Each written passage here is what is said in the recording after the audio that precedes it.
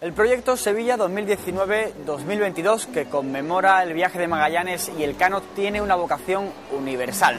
Por eso, en Horizonte 2019 vamos a echar un rápido vistazo a los últimos 5 siglos de nuestra historia, desde el dominio del Imperio Español hasta el moderno despertar de China que nos narran los periódicos. Vamos a analizar cómo se han ido sucediendo las distintas potencias mundiales y cuáles son las raíces del orden mundial de nuestros días.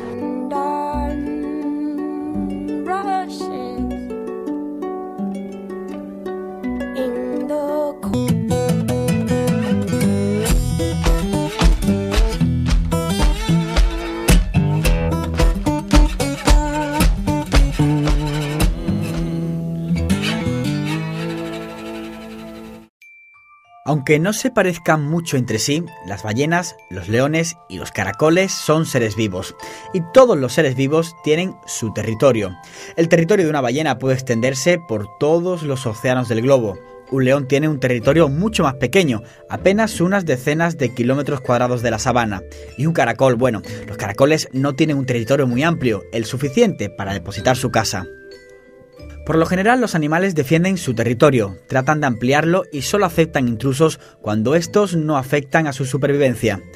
Aunque no aparecen en los libros de biología, los estados a menudo se comportan como seres vivos. Hay países que, como las ballenas, se extienden por todo el mundo. Hay otros que, como los leones, tienen límites muy precisos. Y los hay que, como los caracoles, tienen un territorio diminuto. Pero esto puede cambiar a lo largo de la historia. En el siglo XV, los animales-estados que más territorios ocuparon fueron España y Portugal, que se repartieron todo el mundo. A partir del siglo XVII fue Gran Bretaña el animal-estado que consiguió relegar a los viejos líderes de la manada para extenderse por el mundo. Y después de la Segunda Guerra Mundial, Estados Unidos y Rusia expandieron con límites muy precisos sus territorios de caza. El orden mundial es una especie de ley de la selva, en la que los más jóvenes siempre relevan a los estados viejos y cansados, ya sean gigantescos estados ballena, medianos estados leones o pequeños estados del tamaño de un caracol.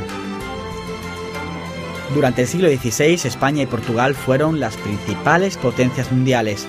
Sus barcos navegaron las costas de América y llegaron hasta las lejanas islas del Pacífico. Para evitar conflictos, castellanos y portugueses firmaron el Tratado de Tordesillas, un acuerdo para repartirse el mundo cuyo resultado más palpable es que hoy en Brasil se habla portugués y español en el resto de Sudamérica. Del mundo que surgió del Tratado de Tordesillas voy a hablar con el americanista Jaime Lacueva. ¿Qué tal, Jaime? Hola. Gracias por atendernos. Encantado. ¿Cómo se divide en el mundo España y Portugal en un momento determinado de la historia?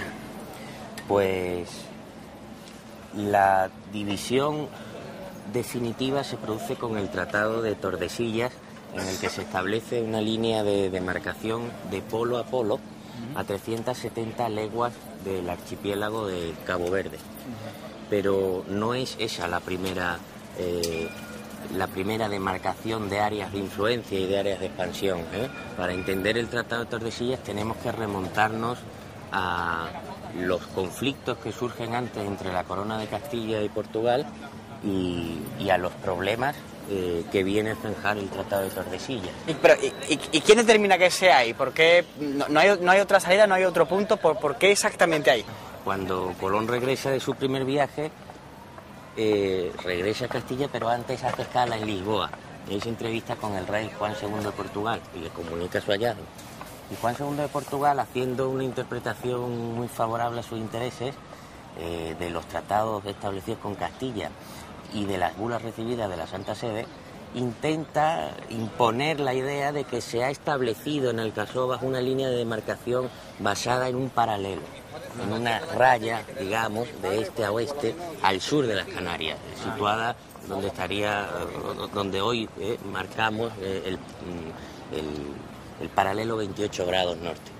De manera que el hallazgo de Colón de Portugal quedara incluido dentro del área reservada a Portugal. Esta pretensión y esta inmediata reclamación del rey de Portugal es lo que pone en marcha la maquinaria diplomática de los reyes católicos, que empieza a actuar inmediatamente, que regresa Colón.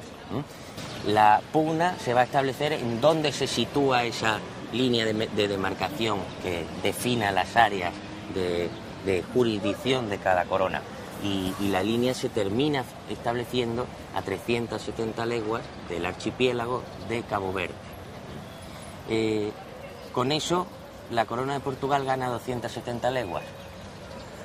Castilla piensa que le ha cedido inteligentemente un extenso espacio oceánico sin ninguna utilidad, pero en ese espacio está parte de la masa del continente sudamericano que luego va a ser Brasil. Así que ese error, o esa cesión en la negociación permite que se desarrolle posteriormente la colonización portuguesa en América, que inicialmente estaba ideada por Castilla como un área de exclusiva expansión propia. ¿Y qué nos ha quedado, profesor, de cuál es la herencia del Tratado de Tordesillas? Nos queda millones de personas hablando español en el mundo, que es, creo que uno de los principales legados de toda la empresa colonial española, la transmisión de la cultura occidental,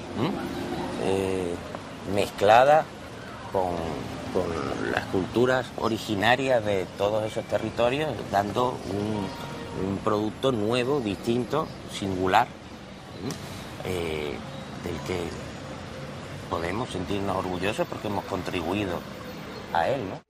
De todos los territorios que controló el Imperio Español, tal vez los menos conocidos son los que se sitúan en la actual Oceanía.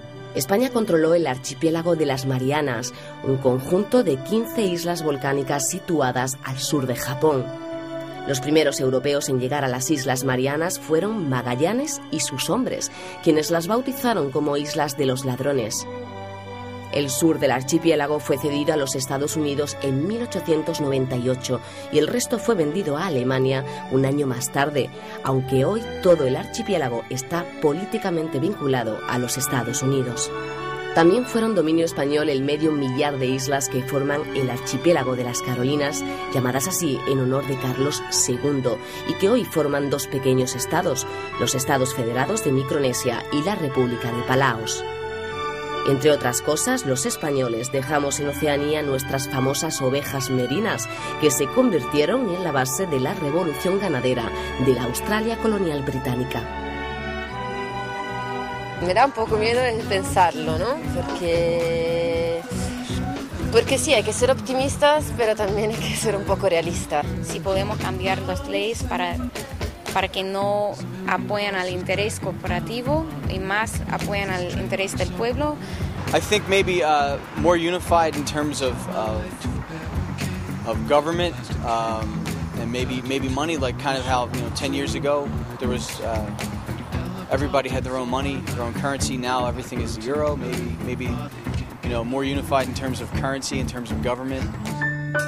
Hoy, en nuestro programa dedicado a la geopolítica internacional, os animo a que seáis curiosos y le echéis un vistazo al blog lahistoriaenmapas.blogspot.com, un sitio donde podéis encontrar cientos de mapas ilustrados e infografías para entender fenómenos tan diversos como la independencia de los países iberoamericanos, la guerra de Vietnam, la expansión de los distintos territorios a lo largo de la historia o los tratados de desarme nuclear. En fin, historia pura a golpe de cartografía. En el plano local os anuncio que ya está en marcha la web sevilla.2019-2022.org, donde podéis encontrar todas las noticias relacionadas con la iniciativa ciudadana que está preparando el 5º centenario de la primera circunnavegación de la Tierra. Y por supuesto, no dejéis de visitar el blog del programa, blog.giraldatv.es/Horizonte 2019. En nuestro programa dedicado a la geopolítica internacional, Horizonte 2019 ha querido desplazarse hasta Sanlúcar de Barrameda para visitar el Archivo Ducal de Medina Sidonia, una recopilación de documentos esenciales para comprender el Imperio Español y la época que le tocó vivir a Fernando de Magallanes. Entonces aquí nos podemos encontrar documentación de la administración de un Estado, o sea, documentación jurídica, económica, política, de relaciones internacionales, documentación social, etcétera. Todo lo que conforma un mundo, ¿no? Durante muchos siglos estos estantes se han ido llenando de correspondencia entre reyes, de apuntes sobre las expediciones a las Indias o de recetas para conseguir los mejores vinos dedicados en su mayor parte a la exportación. Cuando hablamos de un archivo así no estamos hablando de las cartas del abuelo a sus nietos, sino es un archivo como hoy podría ser un archivo de la Junta de Andalucía, por ejemplo. Es documentación con la que estos señores administraban pues un gobierno. Algunos de los documentos reflejan las tensiones diplomáticas entre España y Portugal. Por ejemplo, este es un documento de 1493, lo firman los Reyes Católicos y es una carta al duque como gobernador del estado y como jefe militar de la zona para que impida al rey de Portugal acceder vía marítima a lo que son las Indias occidentales. Aunque el Palacio de Medina Sidonia durante muchos siglos permaneció de espaldas al pueblo de Sanlúcar, en las últimas décadas las puertas de este monumento están abiertas a investigadores y curiosos como nosotros. No es un palacio al uso, no es un palacio tipo como podemos ver en Francia o en Alemania, sino es sobre todo una institución donde se administraba el poder político de esos señores jurisdiccionales. Aunque España fue el primer gran imperio de los tiempos modernos, Gran Bretaña ha pasado a la historia como la potencia colonial más poderosa de la historia. A partir del siglo XVII, Inglaterra se extendió de forma muy rápida por Norteamérica, África, Asia, Oceanía y Oriente Próximo, de modo que a principios del siglo XX en el Imperio Británico vivía algo más de la cuarta parte de la población mundial. Pero si algo nos ha enseñado la historia es que los imperios no son eternos, y tras la Segunda Guerra Mundial, Estados Unidos se convirtió en el nuevo líder mundial. De toda esta larga y compleja evolución voy a hablar con el historiador Eloy Arias. ¿Qué tal, Eloy? Hola, ¿qué tal? Muchas gracias por habernos atendido. ¿Cómo es esa dominación británica y sobre todo qué es la diferencia de lo que había habido hasta entonces, que era el poder español? Bien, sobre todo es el cambio de época, ¿no? De la edad contemporánea y la revolución industrial que va a estar en la base del poderío británico, ¿no? España había tenido un poder gigantesco en la edad moderna junto con Portugal, pero fue un tipo de control territorial y realmente económicamente dependía de las finanzas de los banqueros europeos, que son los que realmente financiaban y se quedaban con los grandes, financiaban la colonización española y se quedaban con los grandes beneficios derivados del oro o de las mercancías que se importaban. Entonces realmente fue un hándicap para el imperio español esa dependencia de unos gastos militares de un imperio continental que era costosísimo, con una tecnología mucho más deficiente y con una economía endeble que le hacía depender de banqueros europeos, que son los que financiaban esa industria. En cambio, Gran Bretaña va a partir del siglo XIX con una revolución industrial que logra articular un mercado mundial en torno a Gran Bretaña como metrópoli, en el cual realmente es Gran Bretaña la que produce los productos, los exporta, importa materias primas y crea realmente unas relaciones comerciales y productivas que tienen como eje Gran Bretaña y Inglaterra, y eso realmente es todo un beneficio espectacular que le permite realmente controlar el mundo. Y después su imperialismo no fue tan territorial y no tuvo esas obsesiones de España de tener un imperio continental. Gran Bretaña estuvo casi siempre al margen del control sobre el continente europeo. Trató de evitar en la medida que pudo meterse en guerras europeas, mientras que el grueso del imperio español se desgastó en un intento de control de Centro Europa. Esa revolución industrial de la que usted habla cambió también la visión del mundo de las potencias hacia afuera, o sea, cómo veían las potencias sus negocios y sus relaciones con el resto del mundo. Sí, evidentemente ese poderío en Gran Bretaña y el poderío que tenían con ese nuevo tipo de imperialismo del siglo XIX, que tenía como fundamentación estas innovaciones técnicas y este nuevo tipo de relaciones económicas, dan una superioridad al mundo occidental espectacular y va a dar una confianza al mundo occidental que crea en la perspectiva de exportar esta civilización, ¿no? Una civilización superior, que se cree en condiciones de exportarla porque cree que es lo mejor para todo el mundo, y entonces crea unas orientaciones no solo de superioridad, de demasiado optimismo, sino también generan perspectivas de imperialismo y de dominación mundial, ¿no? También en esa misma etapa, al final del siglo XIX, empiezan a surgir pensamientos críticos respecto a si esto realmente es el mejor modelo de expansionismo capitalista, que crean problemas de control. Realmente a veces existe un pensamiento pesimista que está en la base también de este éxito. Una especie de éxito desmesurado conlleva también una visión crítica respecto al pensamiento liberal, respecto a cuestionar que la idea de progreso exista, que el progreso pueda ser indefinido, que todo el mundo pueda vivir en las mismas condiciones de vida.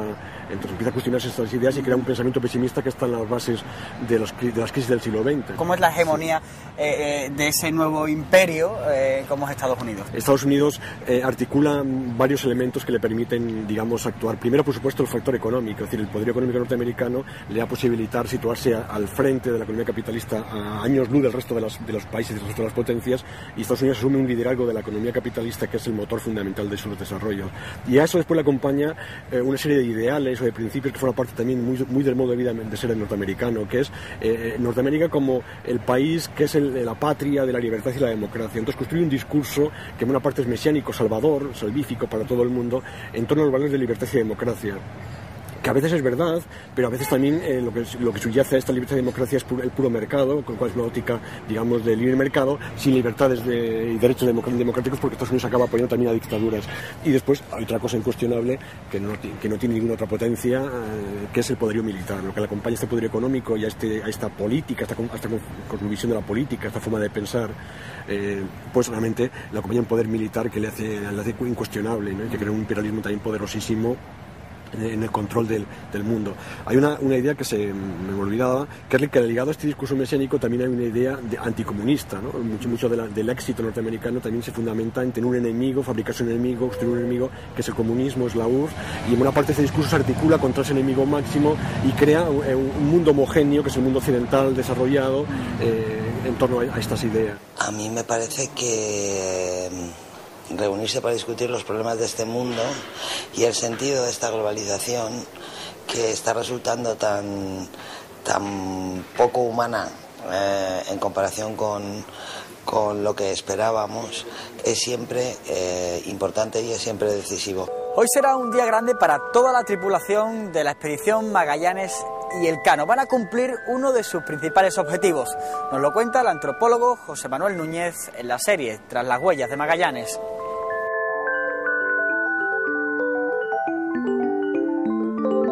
Después de varias semanas vagando errantes entre medio de aquellas islas donde hallara la muerte Magallanes, sucede algo que por fin les puede sacar de aquel terrible laberinto. En uno de los barcos que asaltan a su paso para proveerse de vituallas, descubren y apresan a un marinero malayo natural de Ternate, isla principal de las Molucas, y que además dice conocer a Francisco Serrao, el antiguo camarada de Magallanes que ha vivido en esa isla hasta que hace poco ha muerto. Desesperados, los españoles le convierten en su piloto de sesión para que les conduzca definitivamente a las especierías. Y nuevamente debemos a la pluma de Pigafetta la descripción del acontecimiento. El miércoles 6 de noviembre descubrimos 4 islas de gran elevación a 14 leguas y el piloto que nos acompañaba afirmó que aquellas 4 eran el Maluco. Así que dimos gracias a Dios y disparamos toda la artillería.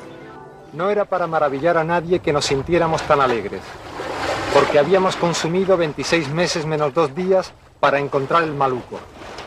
Así nos comenta Pigafetta la llegada de los expedicionarios a estas prominencias volcánicas del mar de Molucas, las míticas islas de las especierías. Ahora al fin, el jengibre, el clavo, la canela, la nuez moscada y la pimienta, sobre todo la pimienta, estaban al alcance de la mano. Y continúa Pigafetta. Había allí clavo, sajú, jengibre, cocos, arroz, almendras, plátanos, granadas dulces y ácidas y otras muchas plantas comestibles. Además, abundaban las cabras y volaban también gran profusión de papagayos colorados y blancos, aunque los rojos eran los más estimados porque eran los que más fácilmente aprendían a hablar. Inmediatamente que llegan a las Molucas, la tripulación, bajo el mando de Gómez de Espinosa, se disponen a traficar con los nativos con todo cuanto les viene a la mano. Así, Por 10 brazas de paño rojo de cierta calidad nos entregaban hasta un bahar de buen clavo, o sea 4 quintales, nos dice Pigafetta, y por 35 vasos de vidrio otro bahar de pimienta, como también por 15 hachas pequeñas, o por 50 tijeras, un bahar de canela o de nuez moscada, por 10 pañuelos, o 50 cuchillos o 40 barretinas. Además atracaban cada día a nuestro costado tantas embarcaciones llenas de cabras y de gallinas, higos y cocos, que era una verdadera maravilla. Pero amén de las tripas del Victoria y la Trinidad, también los desventurados marineros se afanan por llenar sus cutres alforjas con todo lo que pueden. Porque a fin de cuentas, ¿para qué si no para hacerse ricos habían sufrido tanto hasta llegar al otro lado del mundo?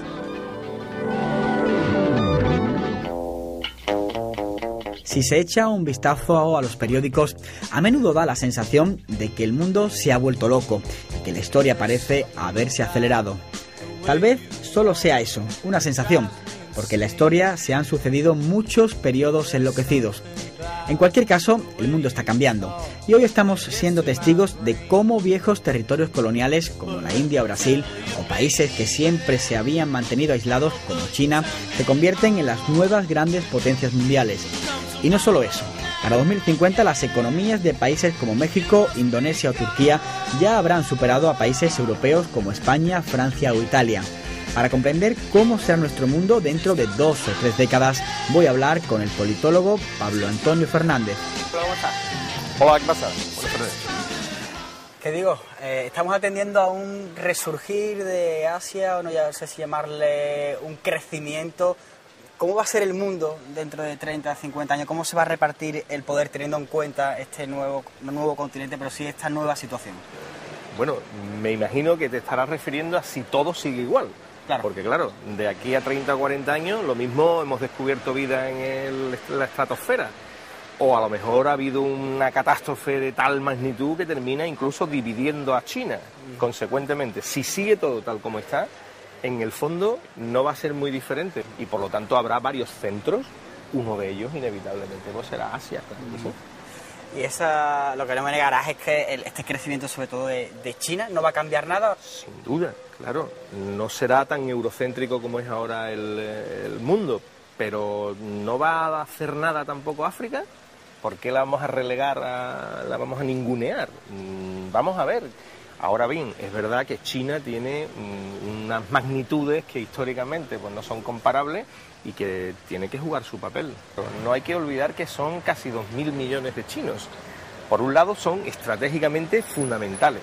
Si el gobierno chino dentro de 2 días dijera que todos los chinos den un bote en la Tierra a una misma hora, la Tierra se desencajaría del eje, ¿no? Pero no es solamente eso, es que no es fácil que todos los chinos lo den. Hay que homogeneizar dentro también. Y es un esfuerzo titánico lo que tiene ahí China. Por lo tanto, no le tengamos tanto miedo pensando que todo va a ser malo para el exterior. Va a ser bueno también para el exterior, pero a su vez también para el interior. Y tienen esfuerzo en los dos campos, en el interior y en el exterior. Dicen los más cínicos que Europa quizás se convierta en un gran museo, ¿no? Y que no vaya a aportar mucho más en el reparto de poderes, ¿no? En los próximos años. No es verdad. Europa yo creo que ha sido capaz de transmitir valores, por ejemplo. De hecho, hoy uno analiza cómo es la diplomacia china hoy día y vemos que todos los parámetros que utilizan son los de los valores europeos. Por lo tanto, no creo que sea solamente un museo. No está mal que también sea parte de un museo, pero yo creo que Europa, desde luego, todavía tendrá mucho más que decir y espero, porque tenemos algunos instrumentos recientes que nos van a permitir decir mucho más. Por ejemplo, el Tratado de Lisboa creo que nos va a dar bastante juego en ese terreno y espero que la pronta apuesta del Servicio Exterior de la Unión Europea en el próximo mes de noviembre sea digamos una visualización de esa apuesta que hacemos. Creo que haremos algo, sí. ¿Qué otros países podemos remarcar? No sé, Brasil, India, por ejemplo, también han tenido unos crecimientos muy grandes. ¿Qué papel van a jugar estos tipos de países? India, por ejemplo, es más pro-occidental. Luego, la población india habla inglés, no se olvide, a diferencia de los chinos. Luego no hay que olvidar que también, desde el punto de vista de la tecnología, están infinitamente más avanzados. No es una sociedad tan agrícola como la China y en ese aspecto le va a hacer mucho contrapeso. Aparte de que no hay que olvidar que la India también es un país que tiene estructuras, digamos, nucleares en su territorio y por lo tanto puede ser utilizada en términos de seguridad. Importantísimo. Y desde luego Brasil. Brasil es un coloso gigante dormido que desgraciadamente hasta ahora no se le ha prestado tanta atención, pero ahora empieza a exigir que se le preste atención. Aún así, veo que será más periférico. Será una gran potencia regional, pero no sé tanto como para decidir en el mundo, no lo creo, sinceramente. Y por último, ¿qué peligros nos tenemos enfrente? ¿Qué nuevos peligros nos enfrentamos? No sé si habrá nuevas formas de terrorismo. ¿La degradación medioambiental va a jugar un papel fundamental en la pelea de los países? Yo creo que eso los tenemos ya. Lo que usted prevé para dentro de 30 años a lo mejor ya no son eso. Ya no es el terrorismo, ya no es tanto el cambio climático. Pues, contra eso se están dando soluciones. Pero no hay soluciones, por ejemplo, para el control de la energía. Y algo mucho más importante, para el propio control del agua. Aunque en política exterior China siempre ha apostado por la no beligerancia, eso no significa que el gigante asiático renuncie a expandir su influencia por el mundo. De ahí el interés que el gobierno de Pekín ha mostrado en los últimos años por potenciar sus vínculos y relaciones comerciales con África. Mediante ingentes inversiones, las principales compañías petrolíferas chinas ya controlan los yacimientos de Sudán, Chad, Etiopía y Nigeria y se han asegurado el abastecimiento de materias primas baratas. Además, el dinero chino está ayudando a restaurar barrios enteros de la capital de Costa de Marfil y construir puentes y carreteras en Ruanda, autopistas en Etiopía y una importante red de carreteras en Zimbabue. Al mismo tiempo, la tecnología china de bajo coste está permitiendo que muchos países africanos accedan a la telefonía celular y al Internet. China es consciente que África es un gran vivero de países emergentes y quiere asegurarse un mercado que en medio siglo puede empezar a despegar. África, a cambio, obtiene inversiones y tecnología. Sin duda se trata de una alianza de gran calado que puede marcar el futuro del comercio mundial y que ha cogido desprevenidos a las viejas potencias coloniales que una vez controlaron África. Hoy en Horizonte 2019 nos hemos planteado cuál ha sido la evolución histórica desde ese mundo del siglo XVI controlado por españoles y portugueses hasta la supremacía americana actual y la moderna revolución económica de los países asiáticos que está cambiando el centro de gravedad de nuestro planeta. Hasta aquí, Horizonte 2019, el programa que recoge el espíritu del proyecto Sevilla 2019-2022. Que pasen una feliz semana. Best recital I had to run. Missed my son's graduation. Punched the nickels.